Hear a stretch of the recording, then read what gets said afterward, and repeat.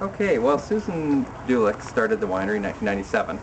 It's been her lifelong dream to start a winery on the family property, which the family's been here for over 60 years now, growing grapes on this very property here in Kelowna.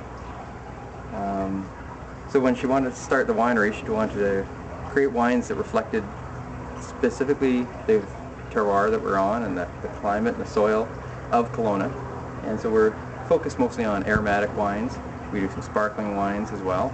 And as the name suggests, we also do some Pinot varieties, Pinot Noir and Pinot Meunier. It's a very small winery, rough production anywhere from 2,500 to 3,000 cases a year. And because of that, it's a smaller scale. We do a lot of hands-on work. We get to actually touch all the grapes as they're going by and make sure that the quality is there going into the bottle.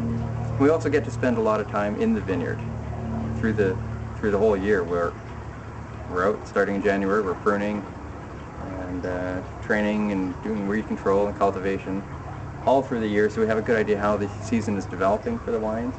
And then accordingly we get to choose which grapes that we're going to use for which of our lots. And then by the time harvest comes, we get to show that care all the way through into the bottle. The vineyard's about 50 acres, 35 acres of actual vines. And the varieties are Bacchus, Optima, there's a lot of Riesling and Pinot Noir, and a little bit of Gewürztraminer, Cabernet Sauvignon, and Pinot Meunier, and Pinot Blanc. Different studies were done, especially in the 1970s, looking at which vineyards and which sites are most appropriate for which type of food. And this site suited very well for Riesling and the other aromatic German varietals. So that was the initial focus.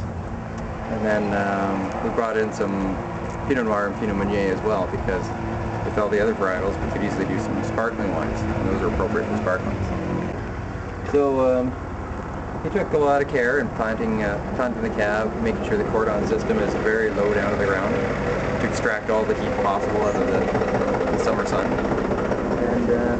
And we spend a lot of time, making sure the crop isn't too heavy and the leaves are properly thinned to make sure they get the ripe fruit.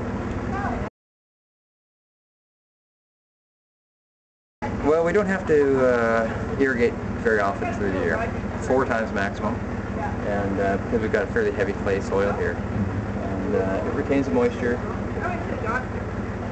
And then we also find we don't want the berries to be too big. The smaller berries have more intense flavors. Would you say you have an advantage for having a clay base than the sandier vineyards of the south? Well, the sandier vineyards is basically a hydroponic system. Put water on, it evaporates or drains away, and you're very carefully monitoring how much water you're applying. This system here, I think, is the water that's in the soil has more time to pick up minerals from the soil, and I think it's probably a better system for extracting more character of the land. Mm-hmm. We're going a little bit earlier this year. We've got about 20 or 21 days a year of picking, actual picking, and that's with running about 15 pickers. All the grapes are hand-picked. And it can start as early as beginning of September for sparkling wines, but generally we were starting to pick around September 25th. And this year we're just a little bit early, 8 to 10 days ahead. And our last varietal, which is usually Riesling, depends, might be the Cabernet, will come off very close to Halloween. Is that later, or is that? That's pretty late. Yeah. Yeah. A lot of vineyards are actually done by then. But I like to see the acid naturally fall out from the Riesling. We've got our little wine shop here, which is open through the summer months, and then we also distribute a little bit through the BC Liquor Board, and then we have some restaurants and private wine shops that carry the products as well. It's difficult for a small winery to compete in the marketing end. So what we'd like to do is put more money and that sort of energy into entering competitions and getting the name recognized. So we'd rather have the word of mouth, build us up. With having the other, beautiful wineries along this side of the lake, the tourists are coming out, they get close to us, and then they'll sort of find us along the way if they're really curious. So, and we like having customers come in who are really interested in the wines. Mm-hmm. Definitely. The VQ is a fabulous program. Great for marketing, but also it establishes a benchmark for quality.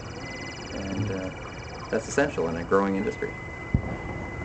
It's also important to have good relationships with the other wineries that are around, because you never know when something's not going to quite work out that day. I haven't noticed a rivalry ever. No? All the wineries get along. We all have our different styles and our different sizes and our different techniques, but we get along very well with all the wineries. In fact, we sell grapes to other wineries as well, because we don't use all our production. And then we trade used equipment and borrow equipment and lend equipment back and forth amongst ourselves. Well, the wines we're really recognized for are the sparklings and the aromatics, especially our Riesling. We're getting international recognition for it. We won a gold medal last year in Alsace for the Riesling at the Riesling du Monde competition. And with the aromatic wines, you really want to have them chilled and have them with food. I like to keep all the wines slightly dry. They're off dry, but they're not a sweet wine, just so they can be enjoyed with a meal. It's the best way to enjoy your wine.